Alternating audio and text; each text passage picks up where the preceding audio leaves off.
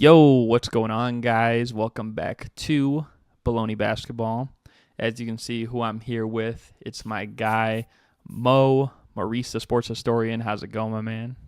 What's going on, man? I'm doing good. I'm glad to be back on the channel. I'm glad to be back in a space where I can record content because it's been a content drought over here. I'm not gonna lie.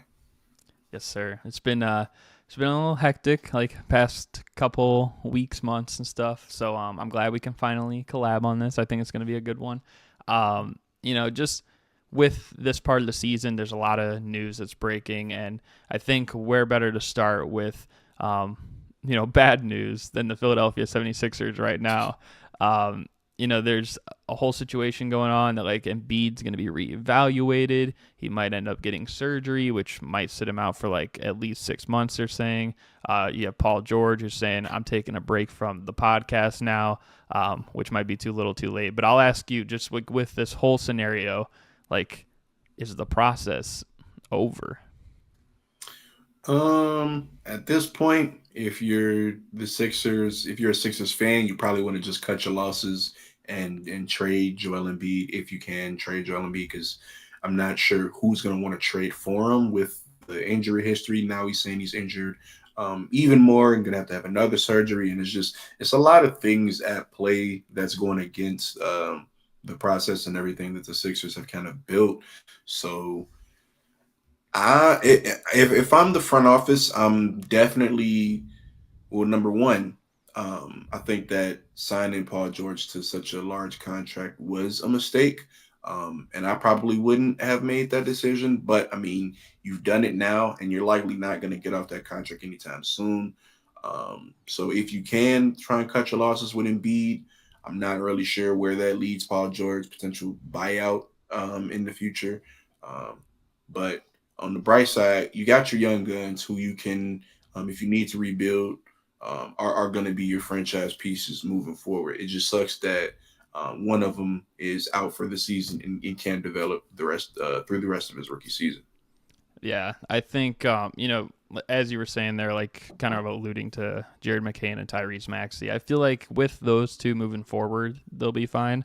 But really, this whole Embiid and Paul George, like if it were just, I mean, honestly, if they didn't have Paul George right now, I think this wouldn't look as bad because moving like or figuring a way to get off of maybe one contract that doesn't look great long term isn't a huge deal. It's workable, but when you have two, now it starts to become like a huge problem. And I think that's what you have with Embiid and Paul George. Paul George has not played up to par.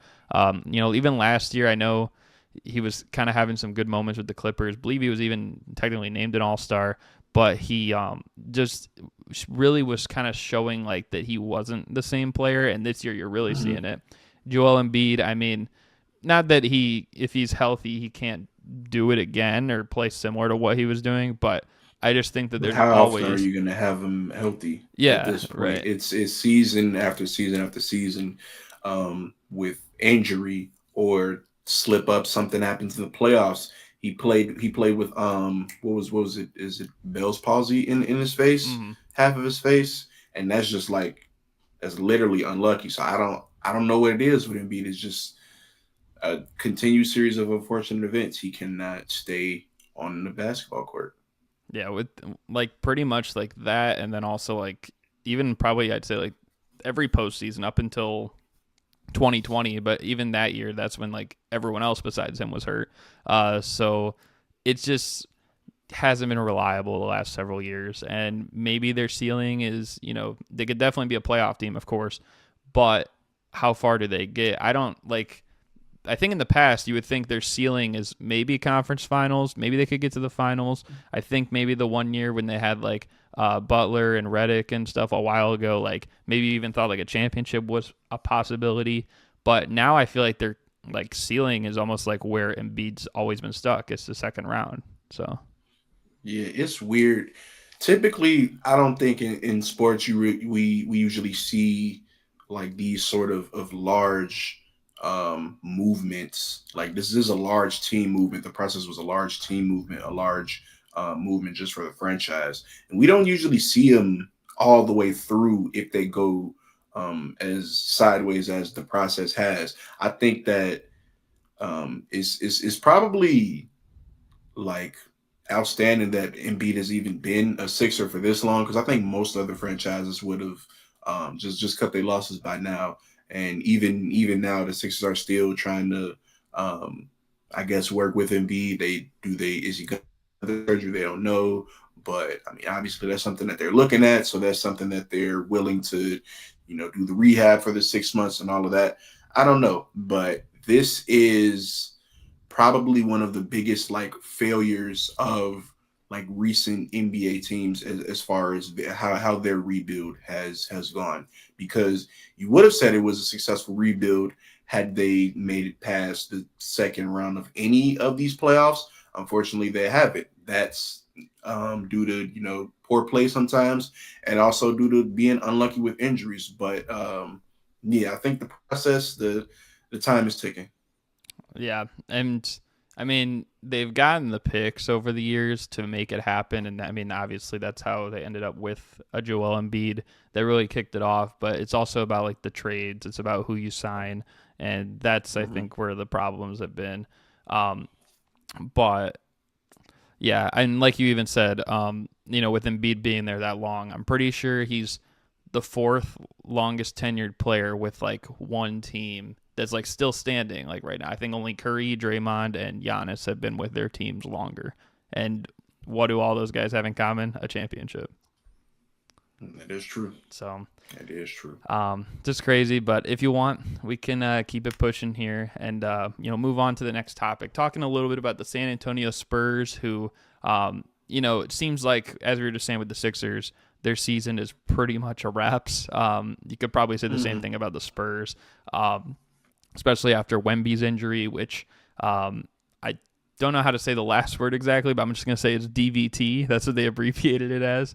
And he's expected to miss the rest of the season, they're saying.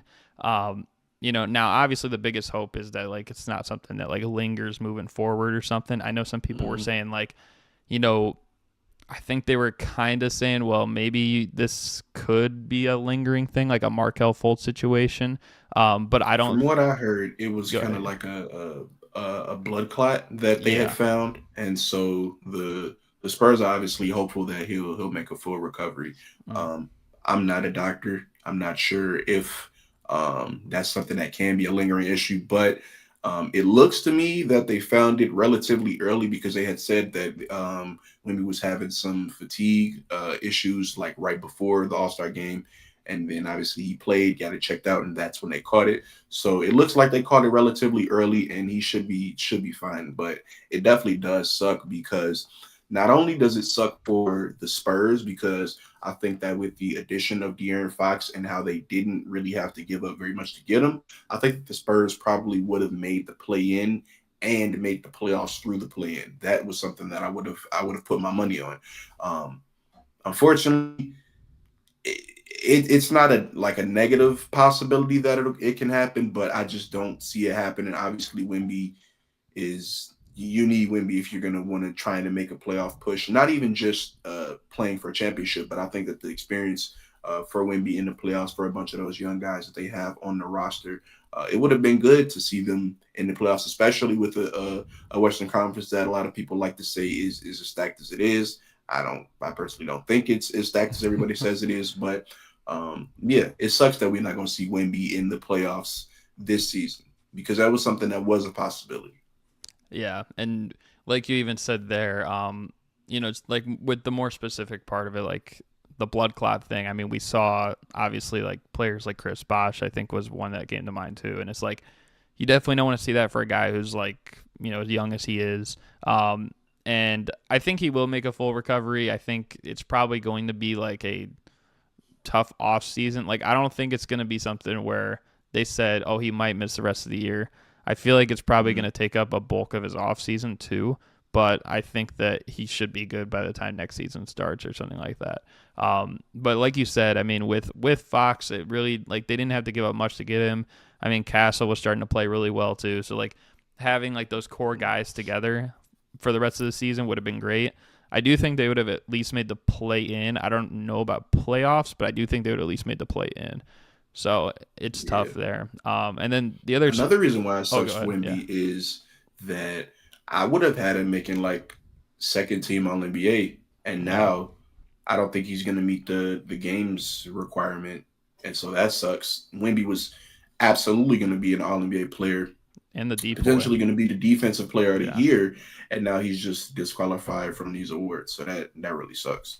It is tough because, especially with the Depoy award, I think that was definitely his. Even though they're so low, I mean, you can't deny just like the impact he's had. All NBA, he definitely would have made it somewhere. Some people even were saying maybe first team, but I do think probably second team Potentially. is probably the most likely. And then obviously like the other update with the Spurs is like talking about Popovich and how him coming back like to coach this season and his like foreseeable future with coaching the team is kind of up in the air right now. So I guess like, what do you make about that? Do you think he should just kind of like wrap it up, or do you think like he should come back for next season and try and what do you think? Well, I think that the decision is made a lot easier with knowing that Wemby isn't going to be playing for the rest of the season. Um, but if I'm the Spurs, I just shut Pop down for the rest of the season. Um, Number one, because we don't have Wembenyama, and if Pop is already going through some sort of rehab to try to get himself back to what he was before he had it was a stroke, if I'm Mm-hmm. correct. Yes. Yeah, before he had that stroke. Um, just like shut him down for the season. Have their assistants take over. It's not like they haven't already been doing that, and I don't see anything super urgent that like requires Pop to be on the bench, calling and coaching these games. It does suck though, because it's like, all right, we know that Spurs have whatever plan they have for Wemby, so I don't know if I'll say, Pop, all right, um, it might be time for you to retire. I don't know if I'd say that just yet. Obviously, we want to um, just see how he recovers from doing his rehab and all of that. But I think the Spurs they have a real plan set in motion, and an organization like the Spurs, I trust whatever they have set in motion to be the correct path for the franchise. So I do believe that includes Pop, at least for the foreseeable future, still being a part of this team, still coaching this team. But if it does require him to be shut down for the rest of this season, totally fine with that. Yeah, and I think that is the one part. It's just that knowing like wherever he is in the rehab process. I mean, it does seem like he's doing better now, obviously, than he was like yesterday, last week, last month. So, I mean, there is that, but I mean, it just depends on like how where he's at. And honestly, I was even suggesting like, I mean, it's possible that like maybe if he is okay to come back or something like that, near the very end of the year, and he just doesn't know if he could go through like the totality of another full season. And if the Mm, Spurs aren't in the play-in, maybe they bring him back just to coach like the last game, kind of like what Hubie Brown got with the Bucks, like his last game right, commentating. Now, of course, the other side of that is that Greg Popovich is, as a coach, is very similar to like Tim Duncan, who he coached, and he probably doesn't care about like specific praise like that. He'll just, he doesn't need like a farewell, even though we want to give him a farewell because of everything he's done as a coach. Like I think as right. fans we want to see it, but like he probably couldn't care less, you know. Probably not. He'll probably, whenever he does decide to hang it up, he'll probably just like announce it via the Spurs Twitter account or something like that. Just something so nonchalant, something so casual. Yeah, that does sound like something he'd probably do. But yeah, hopefully, it's not the last time we've seen him on the sidelines, and hopefully, Wemby can, get back healthy next season. Because of course, obviously, with that too, I mean, him coaching like a last game, it wouldn't feature Wemby. So I mean, him coaching Right. a last game with Wemby there, and the team having like kind of a positive mindset, I think that'd be the best scenario. But yeah, if you want, we can move along here to the next topic. This one's going to be a little bit fun. So it's the phony or for real contenders segment. So I got a couple teams here. None that are too obviously good. Like, you know, of course, like the Boston Celtics and stuff like that, like the champions. Are Mhm. they real contenders? Probably. And no teams that are terrible like the Washington Wizards. But we got teams that are kind of in the middle here. I also will say I didn't pick either of the one seeds in this segment too because I feel like they've gotten a lot of love. But these teams that are kind of in the middle, maybe teams that have like said some things here and there, I want to see what your thoughts are on this. So are you ready? Yep, yep. All right, so the first one I'm going to start with, I mean, this team really got spanked this past weekend twice, but they have played really well over the course of the season, especially offensively. The New York Knicks, are they phony or for real contenders? I've had a lot of thoughts about the Knicks, thoughts that have ranged over the season. At first, I was skeptical just of like when the season started, I immediately thought, okay, what's this team gonna look like in the playoffs? And usually that's not how you want to think when just thinking about some of these NBA teams because you really do have to see how the team develops over the course of the season to know how they will fare. But with that being said, I think I've seen enough from the Knicks to know that uh, I'm not gonna ride the fence. I don't have them as contenders. Um, because I just do not like Karl Anthony Towns at center defensively. Now, offensively, I think that this team is great. They look phenomenal. Brunson been doing this thing. The role players have found their groove on offense. Cat, obviously, he's had a career year up until this point, but defensively, when you have to have Karl Anthony Towns anchor a defense and Karl Anthony Towns as your big man, especially in the East, they're going to get carved apart on defensively. Now, I guess they kind of lucked out because the Sixers probably aren't going to make the playoffs, and even if they do, we don't know how much of Embiid they're going to see. So that's one big man that they wouldn't have to necessarily deal with. But three teams in the Eastern Conference, Celtics, the Bucks, the Cavs, all have big men who would get Karl Anthony Towns' attention defensively. So I'm not really sure how I like their chances against any of them, so I do not have them as contenders. Yeah, I think the biggest thing is just the way they've played and performed badly against the top teams in the league. I mean, they Yeah, haven't. that as well. They Yeah, haven't won a game against the top teams in the league, which I know that feeling.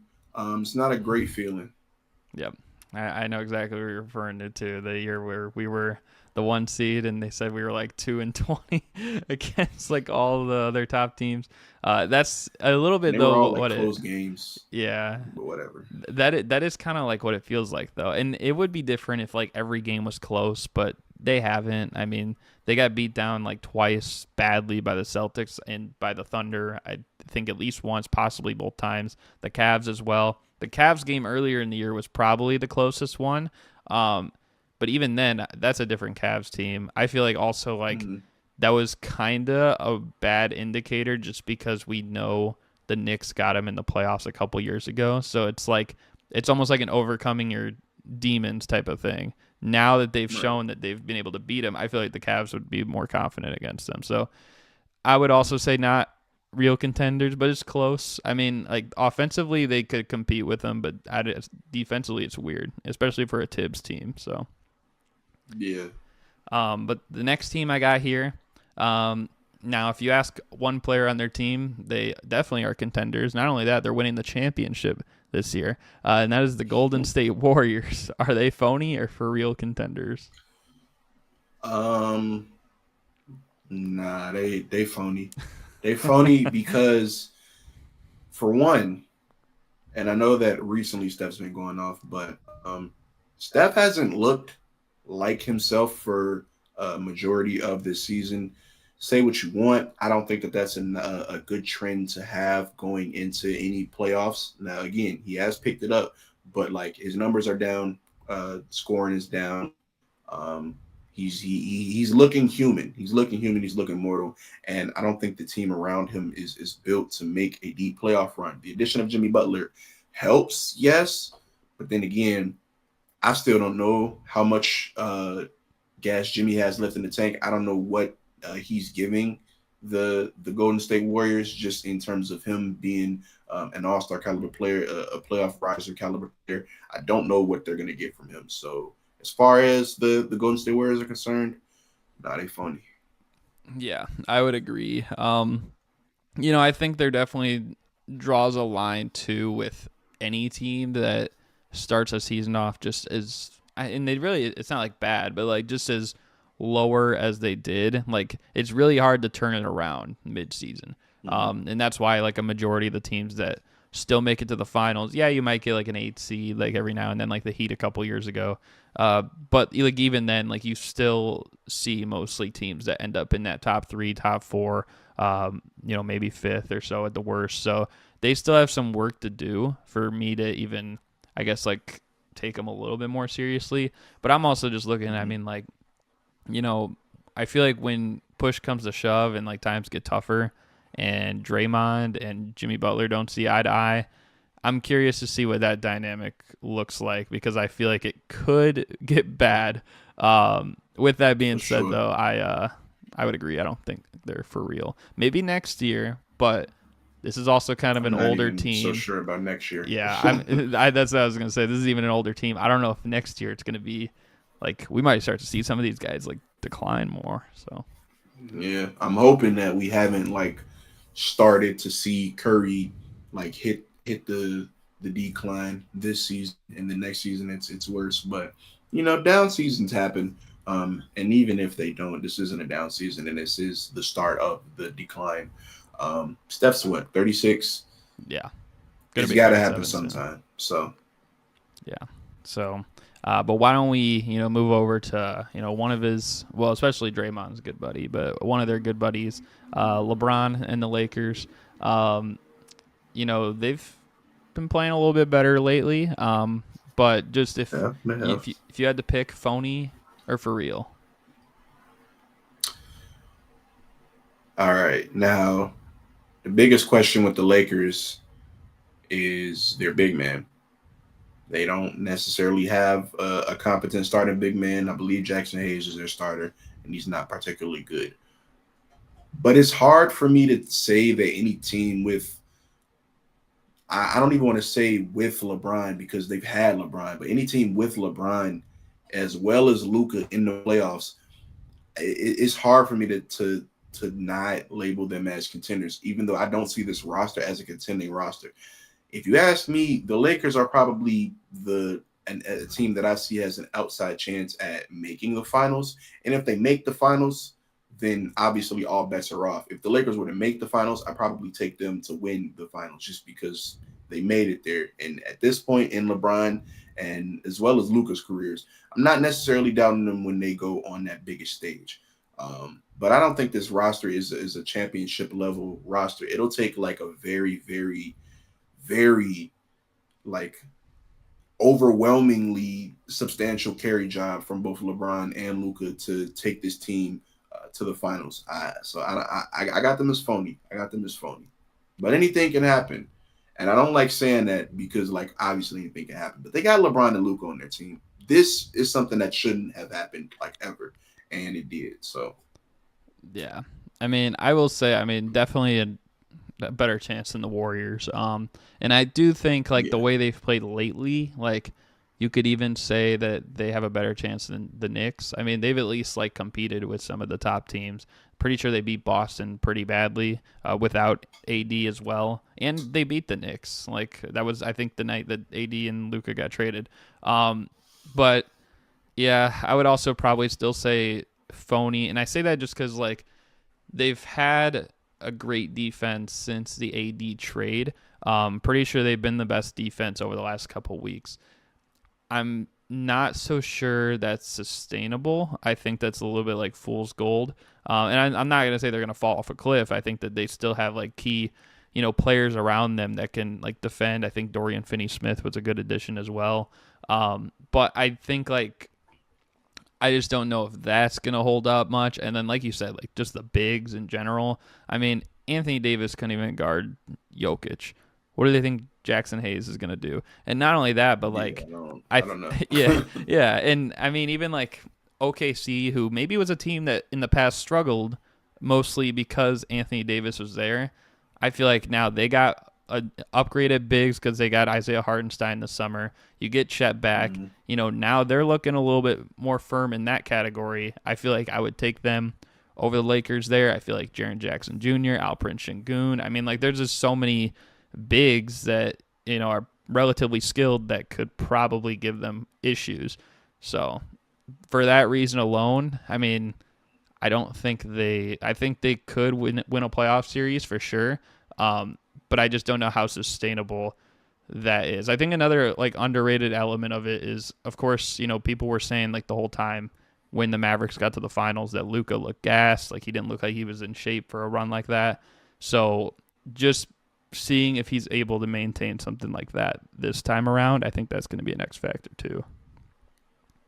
For sure. But I mean, gassed or not, he still made the finals. They did, so, yeah. And made the finals and like fought what was probably the most uphill battle it's either that or the Denver Nuggets Miami Heat finals. Both of those were like super lopsided, obviously in favor of the champion of that year. So, hey. Yeah. I'd also honestly argue the Heat when they played the Lakers in the bubble, just because Bam and that was also went down, yeah. But a super lopsided finals. But nonetheless, I mean, I do think they probably have the best shot of the three teams we've named.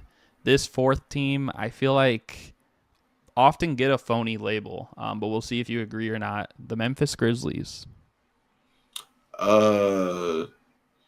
If you had asked me like 2-3 weeks ago, I would have said, okay, this Grizzlies team is one, like, this is the year that I'm really going to watch out for them to, like, maybe potentially rip off a conference finals run. But I'm going to label them as phony just because, like, I don't know what's going on with Ja Morant. He's not playing well, like, at all. And I said that, and the other night he scored like 15 in the fourth quarter. Mm-hmm. But even on that game, he shot 12 threes that game. You want to know how many he made? He made one. Why is Ja Morant shooting 12 threes in a game? I don't know. I don't think that Ja Morant should ever shoot 12 threes in a game again. But it's just like one of the many questions that I have for this Grizzlies team this season is like, okay, Ja Morant, we gave you time to say that it was injury. We gave you time to say it was rust. You've continued to like not play at your best. And it seems like in areas that you struggled, you've gotten worse. In areas that you excelled, you've regressed. I don't know what Ja Morant like needs to figure out, but whatever it is, he has to figure it out quick because we're rounding the corner in the season. Like these games are going to mean a lot more because now we playing more so for the seeding. This is a playoff team. I wouldn't suspect that the Grizzlies fall out of like playoff seeding and into the play-in, but I mean, hey, who knows? I think this roster is good enough for them to, be able to coast throughout the rest of the regular season. But this roster is not good enough to elevate for Ja Morant, who is not elevating right now. And if this is the Ja Morant that we're going to get in the playoffs, then the Grizzlies won't even win a playoff series. Yeah. I mean, I think that is fair. There's definitely a reason to not believe in them, especially because, one, they haven't done it the last time we saw them in the playoffs. You could argue that they disappointed, and disappointment would be a way maybe to describe Ja's season too, because he just hasn't played up to par. Now, having said that, I do think like someone like Desmond Bane and Jaren Jackson Jr. have played relatively well. Probably Jaren Jackson Jr.'s best season of his career, and it's also important, I guess, the factor that Ja is playing the least amount of minutes of any season of his career. So maybe with that being said, he should be more well rested. I know he's like said he's gonna try and like dunk less and stuff like that. So I know that's been an issue too the last couple times is he'd get hurt when they played the Warriors, he got hurt. When he played the Lakers, he got hurt. So if he's healthy in the playoffs, I mean he's a big game riser. He had a big series against Minnesota in like 22 and the Jazz in 21 and the playing game before that. So and I do think like getting guys back like Brandon Clark and, Scottie Pippen Jr.'s played pretty well. G.G. Jackson, I do think they have enough pieces around them. I'm not fond of Taylor Jenkins. I don't think he's really a championship level coach. With that being said, though, it's just about how they play like together, and that's obvious. But sometimes they get in this habit where they play too fast than they're capable of, even though they are a pretty quick team up and down. Like, it hurts them at times, but that could also be their benefit and their strength in the playoffs that no other team really has to match them. So, we've said phony for 3 of them together. I will say for real, but I really don't think they're up to par with those other top 3 that get mentioned, like the Cavs, Celtics, and Thunder. So I will say for real though, just to change it up a little bit. Fair enough. Fair enough. But we got one more team here, and then we'll get into the honor of the week and stuff like that. The Denver Nuggets, phony or for real? Kind of a similar situation to the Lakers where they have a Nikola Jokic, so it's hard for me to just count them out. But I'm not. I just don't think it's gonna be their year. Like the addition of Russ has been big for them this season. But it's something that like rubs me the wrong way about this Nuggets team. Jamal Murray at this point is like, all right, we know what you have been, but how much do you still have left to show us? Because obviously he started off this season was not playing well at all. You since picked it up, but again, how many times have I said like you can't start off and then suddenly pick it up and then expect things to be okay in the playoffs? Nah, you have to show me like sustained level of okay, this is what you're going to give me night in, night out. In the playoffs, I can expect this plus some because, it's the playoffs. Everyone's playing their heart out. I don't know how much heart that this Denver Nuggets team has. I don't know if they're playing with enough heart. I don't think they have enough heart to go and make a deep playoff run in this Western Conference. For sure. So I take it you're listing them as phony then? I am listing them as phony. Jokic is still all world, though. That's obviously not changing anytime soon. Jokic is definitely still all world, but the Nuggets are funny. Yeah, I mean, definitely. I mean, the biggest thing is, at least to me, Jokic is, whether he gets the MVP or not this season, he's still the best player in the NBA. So with that, and then the way Jamal Murray has been playing lately, I know it was against, albeit a lot of pretty bad teams. But, that could be like maybe the way that things shift that could help him get into a better rhythm, more confidence back. Because I'm not going to lie, like I've been pretty impressed with how the young players have played for them this year. Christian Brown is a most improved candidate. I think Strother and Peyton Watson have played well enough that sometimes there could be some moments where they're a little inconsistent. I also think part of that falls on coaching and just how Mike Malone manages his substitutions. But there's been a lot of questions with, Aaron Gordon, he's not in the lineup. Jamal Murray, he's washed, they're saying. Or Michael Porter Jr., he goes ghost too often. Even a couple times, just with Jokic, I know he, like we said, is the best player in the world, but there's sometimes he maybe is way less aggressive than other games. And so in the playoffs, I think, as long as he doesn't lose sight of that, and I think they are still a little bit hurt about the way things went last year, because I think they thought they should have beat the Timberwolves. I still think they're the biggest threat to the Thunder in the West. And I don't know. I do think if you get a playoff Jamal Murray that we've seen for maybe 5 of 7 games in a series, I think they can definitely do that. The only issue is, we didn't see it last year, and we haven't really seen many glimpses of it. We saw it against the Lakers. We saw it against the Lakers. We did see it last year against the Lakers, but even I don't know, those games, the games in totality he played last year weren't great. It's just he came up big down the stretch of the games, right. So yeah. I think I've labeled every Western Conference team you've said as phony, which I didn't do that on purpose. I just think that in terms of this Western Conference, Oklahoma City is, I think, head and shoulders above every other team. I think they deserve their own tier. And with the way they've been playing and the way the rest of the West has been playing, I don't think that there are any other contending teams in the West. If you ask me, it's going to be the Thunder in the Western Conference Finals, and some other team that just so happened to make it there.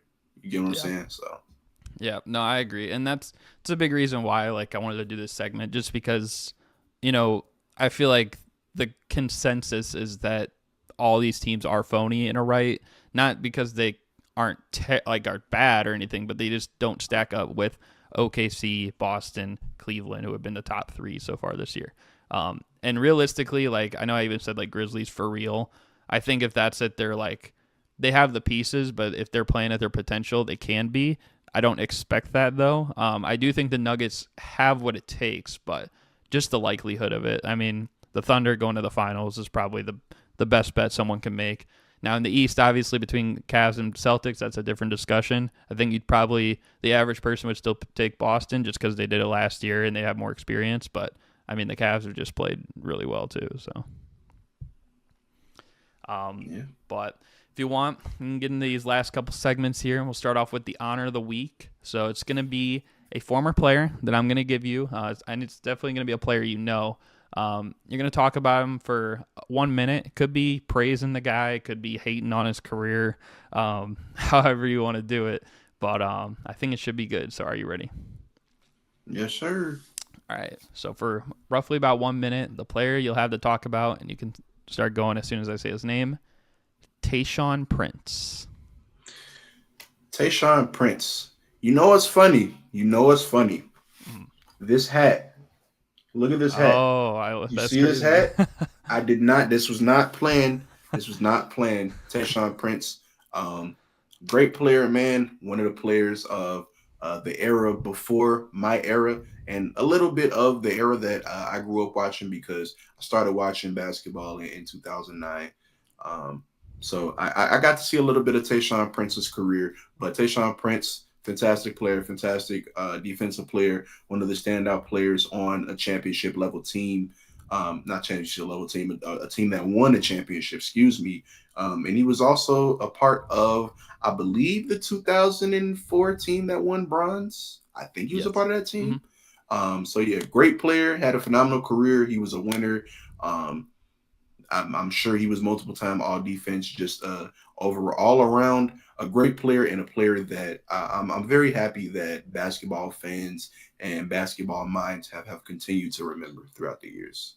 Yeah, I mean, definitely one of the, I guess, I wouldn't say an underrated defender. I just feel like, we all know he was a great defender, but he just doesn't get talked about with the great defenders in history. You think back, probably his biggest play was the block on Reggie Miller. But just his role, like he's a player who for so many years had like a key role in success with the Pistons. I mean, they made pretty sure it was 5 consecutive conference finals appearances. So it's just tough how I feel like he kind of is one of those players that, fizzled out quicker than he should have in the NBA. Because I don't know. I feel like he definitely had the potential to do something like that. Probably one of the best players in his draft class too. In the 2002 class, if you made a Mount Rushmore of it, I'm sure he'd be there. But and definitely he's a how should I say it? He's just a very interesting prototype of a player that you don't see a whole lot of today. I don't know how many players today would get a comparison to TAYSHAUN Prince. Even guys who maybe weren't stars and asked to be a complimentary role, which is kind of what he did. I feel like that just, I think even stylistically, you're not going to get many players playing defense how he did. Right. Definitely not offensively, because they're not even teaching a bunch of the things that they used to, because the offensive game has changed so much. But yeah, definitely TAYSHAUN Prince, definitely a unique player. Won't see too many of him. Yeah, especially I think his wingspan is definitely the craziest thing too. He was always in passing lanes and able to get steals. It felt like whenever he wanted. Definitely a player that nobody would want to dribble the ball around. So right.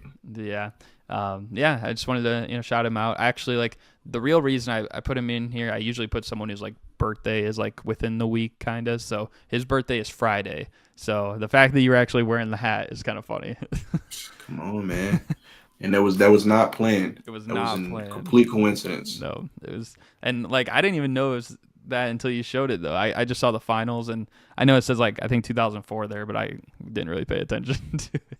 Yeah. But yeah, so we can move along here to the Rose Gold Trivia Minigame to close things out. So as you can probably tell by the name, it is themed after the one and only Derrick Rose, the GOAT. And so it's going to be 5 questions about him. Now, the first and last question are all or nothing. So you're either going to get 10 points if you get it right, 0 if you get it wrong. The first question you should definitely get. The last question is going to be like impossible level.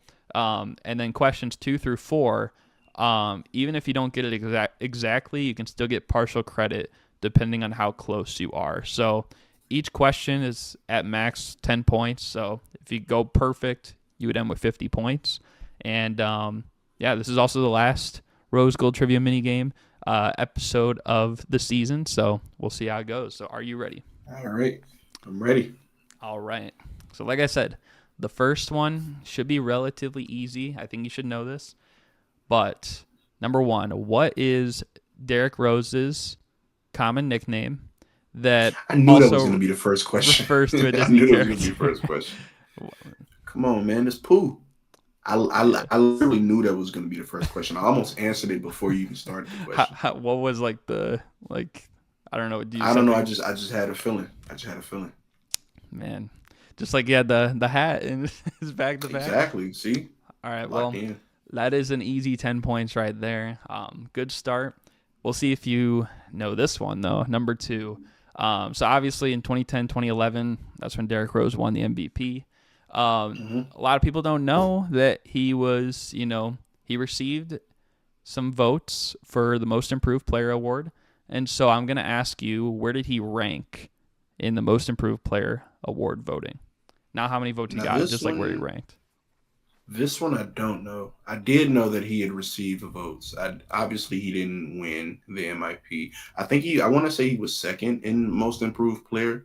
And that reminds me of like when Curry had won and he was getting MIP votes because it was just that staggering, the jump that he had. I think he was second though. So you're gonna lock in second place. We're gonna lock in second place. Okay. So I will tell you, I mean, of course, obviously he didn't win it, which I guess would be kind of funny. But he also was not second place. He was actually 4th. Was he third? Place. Oh, he's 4th. Okay. So because you were 2 away there, you got subtracted 2 points. So you still got 8 points though on that one. Solid. The winner, of course, was Kevin Love. Then it was LaMarcus Aldridge, and then Darrell Wright, then D Rose. So. Oh wow. Shout out Darrell Wright. But back when the MIP award had integrity. Facts. So the next one though, number 3, it's going to be a little bit interesting to see how close you are here.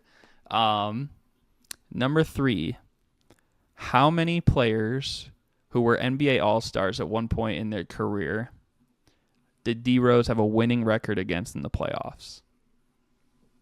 Or a 500 record? Winning or 500. Yeah. But okay. I feel like that kind of counts as like winning in a way. So let's see. Oh man. All-Stars at any point in their career. All-Stars at any point. So it could have been the season that he, had a winning record or faced him. Could also be like they were an All-Star like 5 years before that. Or after that. Was Jrue Holiday an All-Star on the 76ers when we played against them? Because I think we might have a positive record against the Sixers. And so him. So, and even then, like, with a player like Jrue Holiday, I can't say if he's on the list or not of people he has a winning record against, but since he made an All-Star team, like, he would qualify if D Rose had a better. Okay. I think Jrue Holiday is one of them because he would have a winning record against the Sixers. I'm trying to think. The Bucks. I know that Giannis, we played against a not Giannis-led Bucks team, but we played against a team that had Giannis on the Bucks. We won that series. And I want to say Giannis got ejected because he ran into Mike Dunleavy on a 3. And yeah, so I know we won that series. I'm going to say he has a winning record against Giannis. Well, I'm so gonna okay, say so and you're looking for how many total All Stars he did how again? many total? Yeah, yeah. So Drew Holiday, I'm gonna count. Giannis, I'm gonna count. Hmm. This one's tough. This is a tough one. Um, I'm just trying to think back some of those playoff series that like had all stars on them.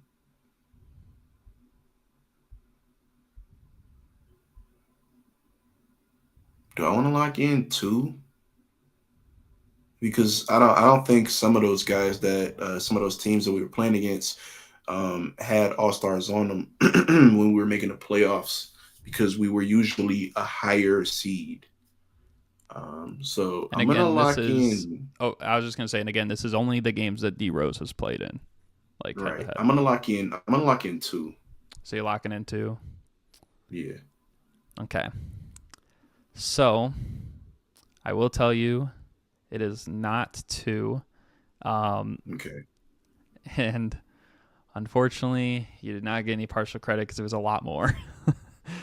Yeah, I had a hard time like locking into those playoff series. I don't know. And then winning record as well. So not only like the ones that he played in, but had to have a winning record against. So yeah, I don't know. Some of them are tough though, because like he obviously maybe only played him in like one series or just like a couple games or something. The total answer was 17. Yeah, so I just did not. I don't know. Yeah, I have the full list here too. So the list includes Sean Marion, Jamal McGlure. That's a real far one. Jawan Oh Howard, wow, Al Horford, Giannis, I didn't Middleton. think. I Um, say Giannis. I say Giannis. you did say Giannis, yeah. I was just listing them all though. Uh, Oh, I should have said Middleton as well Jeff because Teague, they would have been on who the I same hate. team. Paul George, Danny Granger, Roy Hibbert. Uh, How did I not think of those Pacers even teams? even the one year when he was with the Knicks at the end, he played one game, which counts Jared Allen, Evan Mobley, Darius Garland, and Donovan Oh Mitchell. wow, Um, wow. he also had it against, you said, Drew Holiday. That was one of them. And then the other two were also from that Sixers team, Andre Iguodala and Elton Brand. Hmm. So Okay, so you I had like was the right kind of teams. You just like, I yeah, think you thought like maybe just like one of them, and you're like, okay, that was one time, but like, yeah. yeah. So I didn't actually do that bad. I got both Giannis and Drew Holiday. Obviously, I forgot Iguodala was an All Star, and yeah, then Elton Brand didn't even cross my mind. I think the only big thing you missed was just the Pacers series, which would have counted like Granger Yeah, and Paul George and stuff. But other than that, like you had like the right series and stuff. But the weird ones like the Jamal McGlures and the Juwan Howards, like probably would have been hard to know those because they were he had a like winning washed in. record against Juwan Howard Yeah. in the playoffs. Is that Yes. like the only Heat member he had a winning record against? I think because I'm not 100% sure what game it is off the top of my head, but if I'm willing to bet, I bet it's that first game they played in the Eastern Conference Finals when the Bulls blew him out, and he probably got like Hmm. garbage minutes. So that Yeah. counts, I bet. So yeah, so 17 is a little crazy, but we'll see. You still have two more questions here to get some more points. You still got 18 right now. So number 4, while he was teammates with Jimmy Butler, what was D Rose's win percentage when they both played? Winning percentage. Yes. Um, And this is like to the nearest tenth as well. Like, but obviously, like, you can still get partial credit depending on how close you are. we were always like, I don't think we had any seasons below like the 5 seed when both of them had played. Um, I want to say we were pretty successful when both of them played. So like win percentage, if it's just when those two played and like when one of them would be out, it'd probably be higher than like any other. So I'll say like 71%. Okay. Yeah, it's like 71. So you're rocking with 71%. Yeah. I Okay. think we were really good when they both played. Um. So let me see here. So 71%. Okay. So I can tell you that it was not 71%. Okay. But so for this one, every 2% you were away, you would get subtracted a point, though. So it was not 71%. It was actually 56.5%. So it was a lot Damn, lower. Now, part of a that, lot too, lower. is I think it's a little bit like with the Minnesota part of it as well, because you got to factor that in. Uh, And then I think, what else was it? That early season when Rose tore the meniscus, the 13-14 year, they had like a losing mm, record at the start of those games. But I'm willing to bet, like, if you don't count that, like, he'd probably be like around 65%. yeah. I was thinking that we were better than we were, but if you do take into account the Timberwolves and that early season, okay, makes sense. For sure. So, with that, still, you got 21 points going into the final question. Now, this one's impossible level, but, obviously, with you being a Chicago, man yourself, I think that you could maybe get this one. So, we'll see. So, the final question, impossible level. Are you ready? I am. All right. So, of course, Derrick Rose, he's what did he say at his big night earlier this year? He said, "I'm a businessman now," and stuff like A that. businessman Yep, now. he's a businessman now, and he's actually an equity owner and a spokesperson for a Chicago-based pizza chain. So I'm gonna ask you, what's the name of that pizza chain?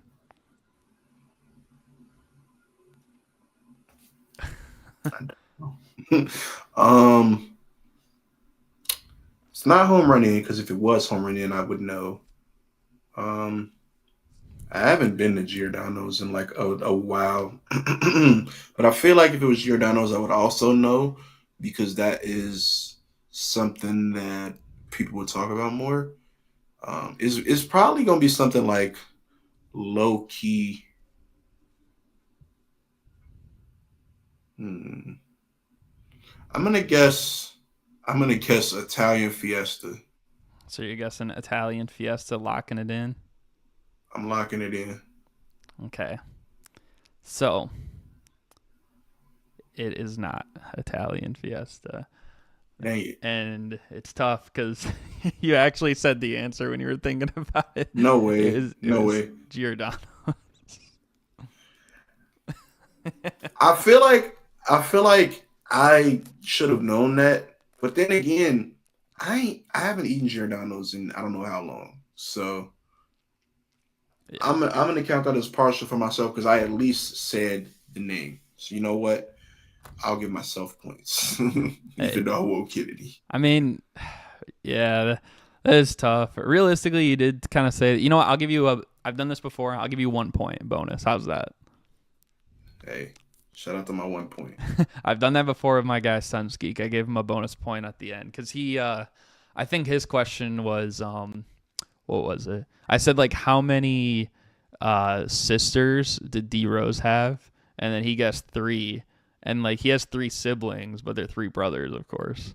So it's a trick question. He Oh has no yeah, sisters, but yeah. So either way, though, I mean, still, you got pretty much points on all the other ones except for the All Star one, which that one was kind of like a convoluted one as well. So, yeah. um, I did guess Giannis and Drew Holiday though. I'll take that. you did guess them. You had the teams as well. I mean, I guess like there were some Hawks in there too, like the Al Horford, like the D Rose playoff high game. That's what I think of when I think of him going against Al Horford. Right. But you had a pretty good guess on the most improved one. I don't know why I was thinking like, oh, maybe this might like trip him up. He'll guess like 10th or 11th, like maybe like one of those like 2 or 3 point award things or something. But Hmm. and it's funny you knew that the first one was going to be poo, like for the Yeah. nickname. But yeah, I mean, still it was pretty solid. 22 points, respectable showing, and yeah, hopefully you guys enjoyed. If you did, be sure to like, comment, and subscribe. I don't know if you got anything you want to add before we close it out. Hey man, glad you had me on the show. Obviously, I'm trying to get back into making my own content. Um, so if you guys enjoy sports content or content similar to that in nature, make sure to give my channel out, Maurice the Sports Historian. Make sure to give my channel a look. Is what I meant to say.